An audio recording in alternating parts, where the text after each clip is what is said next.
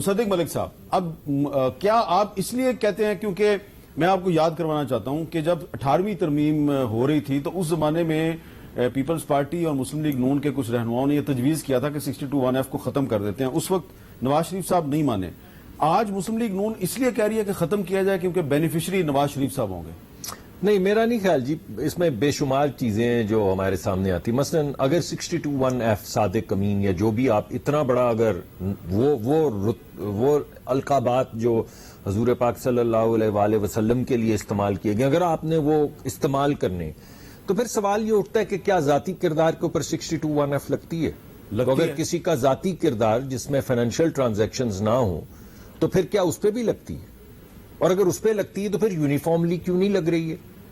اس کے علاوہ جو وہ آپ کا وہ ملک ریاض صاحب سے 450 کنال زمین لے کے $250 ملین جو ان کو تحفے میں دیے گئے، اسمبلی میں اس میں کیبنٹ میں بیٹھ کے ایک خفیہ فیصلے کے ذریعے ایک اجازت دی گئی شہزاد اکبر کو کہ وہ لندن جا کے ایک معاہدہ طے کرے جس کے تحت وہ پیسے جو ریاست پاکستان کو ملنے تھے وہ انہی کے اکاؤنٹ میں چلے جائیں اور اس کے بدلے میں 450 کنال زمین لے لینی. تو پھر کیا اس پہ لگنا چاہیے؟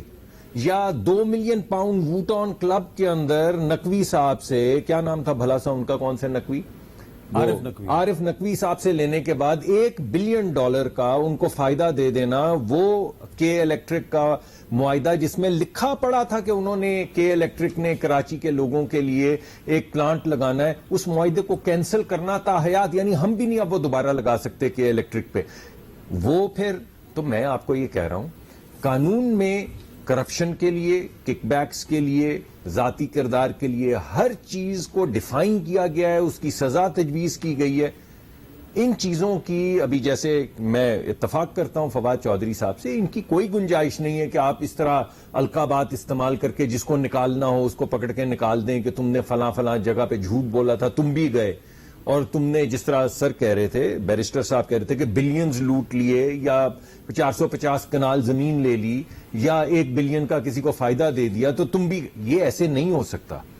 قانون بڑا سیدھا ہونا چاہیے. اگر پارلیمنٹ میں قانون آتا ہے جیسا کہ سینٹ میں، آپ بھی سینیٹر ہیں اور کامل علی آغا صاحب بھی سینیٹر ہیں، سینٹ میں ایک بل جو ہے وہ پیپلز پارٹی کی جو ایک سینیٹر ہیں پلوشا خان صاحب انہوں نے ڈالا ہے اس کے خلاف، تو سینٹ میں پھر جی میں تو سپورٹ کروں گا. جی آپ سپورٹ کریں گے؟ اگر میری پارٹی تو کامل علی آغا صاحب آپ سپورٹ کریں گے؟ یہ تو پارٹی ڈیسیژن کرے گی نا. جی وہی میں کہنے لگا تھا کہ پارٹی فیصلہ کچھ نہیں کر سکتی، لیکن میری رائے یہ ظاہر ہے پارٹی کے اندر بھی ڈسکشن ہوگی تو اس کے اندر ظاہر ہے میں اپنی رائے دینے کا حق رکھتا ہوں اور دوں گا. لیکن اگر فیصلہ